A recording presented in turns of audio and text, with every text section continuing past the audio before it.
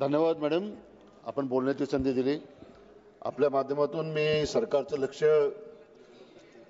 लक्ष वेधू इच्छितो.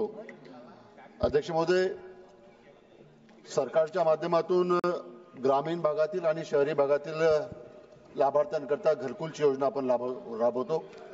परंतु मी आपल्या निदर्शनामध्ये आणू इच्छितो की शहरामध्ये जे घरकुल लाभार्थी आहेत त्यांना आपण 2.5 लाख रुपये घर बांधण्याकरता देतो आणि त्याच पद्धतीनं जे ग्रामीण भागातले लाभार्थी आहेत त्यांना आपण फक्त 1,20,000 रुपये हे घरकुल बांधण्याकरता आपण देतो. हा एक अतिशय मोठा अन्याय ग्रामीण भागातल्या सर्व लोकांवर आहे अध्यक्ष महोदय. आणि ग्रामीण भागातल्या लोकांना रेती असेल, विटा असेल, लोहा असेल, हे सर्व घरकुल करता लागणाऱ्या साहित्याकरता शहरामध्ये जावं लागतं. ट्रान्सपोर्टेशनचा खर्च वाढतो.